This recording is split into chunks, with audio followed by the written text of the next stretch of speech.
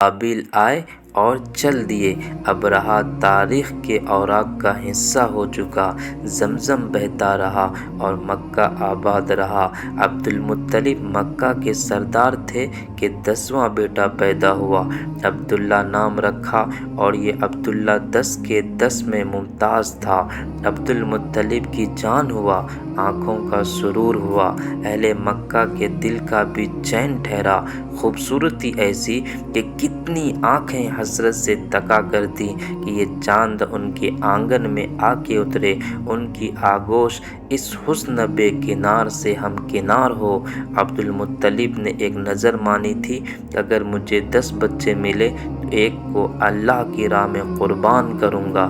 عبداللہ آئے، کچھ عمر بڑھی تو عبد المطلب کو نظر پوری کرنے کا خیال آیا۔ بیٹے کو ہاتھ سے پکڑا اور صحن بیت اللہ کی جانب چل دیے، ایک ہاتھ میں چھری، ایک ہاتھ میں عبداللہ کا ہاتھ۔ مکہ کے پہاڑ ایک بار پھر ذبح عظیم کے منظر کو دیکھنے کے منتظر تھے۔ کبھی انہوں نے اسماعیل کو دیکھا تھا اور آج اولاد اسماعیل کو دیکھ رہے تھے۔ عبد المطلب صحن بیت اللہ میں پہنچے تو مکے والوں کو معلوم پڑا، دوڑے چلے آئے۔ عبد مناف کے جو بعد میں ابو طالب کے نام سے جانے گئے، انہوں نے بھی باپ کا ہاتھ پکڑا۔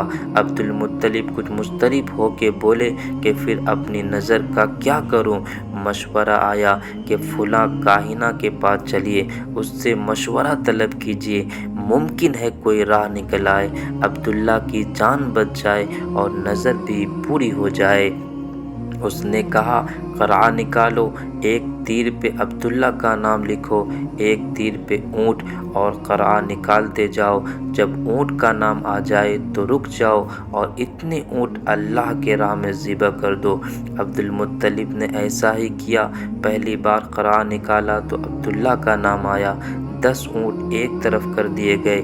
پھر دوبارہ قرعہ نکالا تو پھر عبداللہ کے نام کا تیر ہی نکلا، اونٹ الگ کر دیے گئے، حتیٰ کہ 100 اونٹ الگ کر دیے گئے۔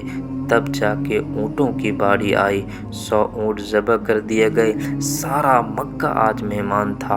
عبداللہ جوان ہوئے تو ابا نے چاہا کہ قریش کے معزز ترین خاندان سے دلہن لائی جائے، سو یہاں بھی عبداللہ کی تقدیر کا لکھنا بلند ہوا اور آمنہ بی بی ان کے عقد میں آئی، یعنی نکاح میں آئی۔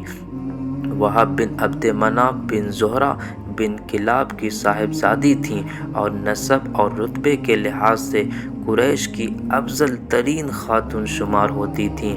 ان کے والد نسب اور شرف دونوں حیثیت سے بنو زہرہ کے سردار تھے۔ اہل مکہ اس جوڑے کو دیکھ دیکھ کر رشک کرتے، لیکن شاید نظر لگ گئی۔ ابھی عبداللہ کی 25 برس عمر تھی کہ شام کے سفر کو نکلے۔ جب سفر سے واپس آ رہے تھے کہ بیمار ہوئے۔ سورج ڈھل رہا تھا، لیکن یہ عبداللہ کی عمر کا سورج تھا۔ عبد المطلب کے ننھیال مدینے کے جوار میں رہتے تھے، سو اپنے والد کے ننھیال میں رک گئے۔ قافلے والوں نے مکہ پہنچ کے خبر دی کہ عبداللہ جیسے کوئی بجھتا ہوا چراغ ہوئے۔ عبد المطلب نے بڑے حارث کو دوڑایا کہ بھائی کی خبر لے، لیکن جب تک حارث عبداللہ تک پہنچتے، عبداللہ رخصت ہو چکے تھے۔ جوان دلہن کے 2 ماہ کی حاملہ تھی، صدمے میں مرثیہ خواہ ہوئی۔ بی بی آمنہ کے اشعار آج بھی تاریخ کا حصہ ہیں۔ دکھ کرب جدائی کا موسم جیسے ان اشعار میں اتر گیا۔ بطحا کی آغوش ہاشم کے لختے جگر سے خالی ہو گئی اور وہ ایک لحد میں آسودہ خاک ہو گیا۔ اسے موت نے پکارا تو اس نے لبیک کہہ دیا۔ اب موت نے لوگوں میں ابن ہاشم جیسا کوئی انسان نہیں چھوڑا۔ اس شام کے دامن میں کیسی حسرتیں لپٹی پڑی تھیں کہ جس شام لوگ انہیں تخت پر اٹھائے لے جا رہے تھے، گو موت اور موت کے حوادث نے ان کا وجود ختم کر دیا ہے، تو ان کے کردار کے نقوش نہیں مٹائے جا سکتے۔ وہ بڑے دانا اور رحم دل تھے۔ عبداللہ کی یادیں ابھی مکے کی دیواروں سے لپٹ لپٹ کر روتی تھی۔ شام ڈھلے، جب کھجوروں کے سائے لمبے ہوتے تو عبدالمطلب عبداللہ کی جدائی میں نمناک آنکھوں سے عبداللہ کے بیٹے کا انتظار کرتے کہ اب ان کو اس بڑھاپے میں جیسے امید یہی کرن دکھائی دیتی، اب آؤ کہ برسوں سے تم کو بلاتے بلاتے میرے دل پہ گہری تھکن چھا رہی ہے۔ آخر ایک روز امید کا سورج چمکا اور خبر ملی کہ بی بی آمینہ کے ہاں سراج اترا ہے، بدر منیر اتر رہا ہے۔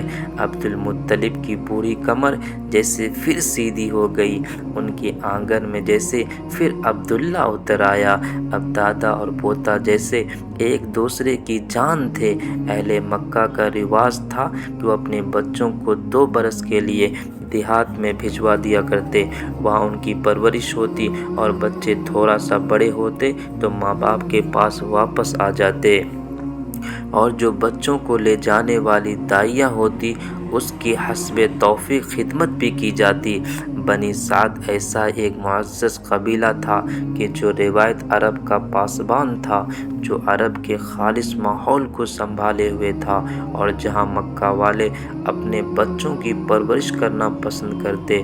بنی سعد سے مکہ کی طرف قافلہ نکلا، ان میں ایک کمزور سی گدھی پر سوار خاتون حلیمہ سعدیہ بھی تھیں، اور ساتھ ایک ایسی ہی نحیف و نزار اونٹنی پر ان کے میاں سوار۔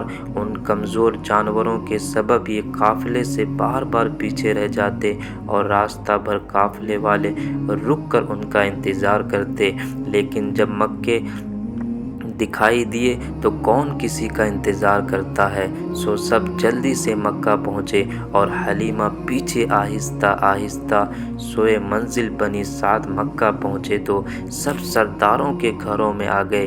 بی بی آمینہ کی طرف بھی 1 سے زیادہ لوگ گئے، لیکن جب دیکھتے کہ بچے کا باپ نہیں ہے تو کچھ نا امیدی سے نکل آتے کہ سر پر باپ نہیں، یہاں سے کیا ملے گا۔ حلیمہ کی ساری ہمجھولیاں اور شریک سفر اپنے لیے بہترین انتخاب کر چکی تھیں۔ تلاش بسیار کے مکہ میں بس ایک ہی بچہ باقی تھا۔ مایوس حلیمہ نے ایک بار تو سوچا کہ واپس پلٹ جائیں، کیا کسی یتیم کو گود میں لینا نرمی، محنت اور مشقت اور حاصل وصول ہی کچھ نہیں، لیکن پاس سے حلیمہ کے خاوند نے صلاح دی کہ خالی ہاتھ کیوں کر جاتی ہو، چلو کم صحیح نہ ملے مال، ذرا بچہ تو دیکھو کیسا حسین ہے، کہ جیسے گھر کے آنگن میں مہتاب اتر آیا، جیسے سارا کا سارا سورج زمین پر اتر آیا اور زمین کی گود اس کے حسن کی گرمی سے بھر گئی۔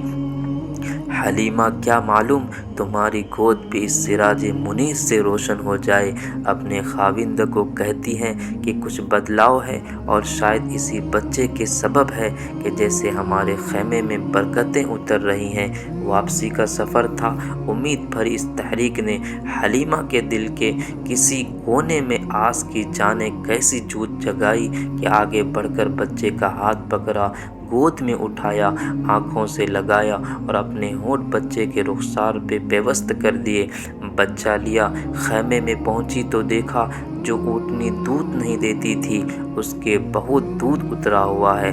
حلیمہ خود کہتی ہیں کہ خوراک کی قلت کے سبب خود میرا دودھ میرے بچوں کو کافی نہ رہتا تھا، اب خیمے میں آئی تو جیسے من و سلوہ اتر آئے۔ پہلے میں نے عبداللہ کے لخت جگر کو دودھ پلایا اور پھر سیر ہو کر میرے بچوں نے پیا۔ تاریخ میں بس واپسی کے سفر کا اتنا ہی سراغ ملتا ہے کہ اونٹنی کے جس نے اس کو آمد کے سفر میں اپنی سستی کے سبب شرمندہ کیے رکھا، اب واپسی کے سفر میں سب سے آگے تھی۔ شریک سفر ہمجولیاں کچھ حیرت سے پوچھتی ہیں، حلیمہ کیا ماجرا ہو گیا، اس مردہ تن میں کہاں سے ایسی جان آ گئی، کہاں ہم تمہارا انتظار کرتی تھیں اور اب تم ہم سے پکڑ ہی نہیں جا رہی ہو، اب تم ہمارا رک کے انتظار کرتی ہو کہ ہم تمہیں آ کر پالیں۔ حلیمہ کے پاس اس کے سوا کوئی جواب نہ تھا کہ سوار بدل گیا ہے صلی اللہ علیہ وسلم۔ اگر میری یہ ویڈیو آپ کو اچھی لگے اور اگر آپ کو بھی نبی صلی اللہ علیہ وسلم سے، اپنے ماں باپ، اپنے ہر ایک چیز سے اللہ کے بعد سب سے زیادہ اگر پیار ہے تو میری اس ویڈیو کو لائک کیجیے، آگے شیئر کیجیے، آپ کا بہت بہت شکریہ ہوگا۔ ملتے ہیں اگلی ویڈیو میں، تب تک کے لیے اللہ حافظ۔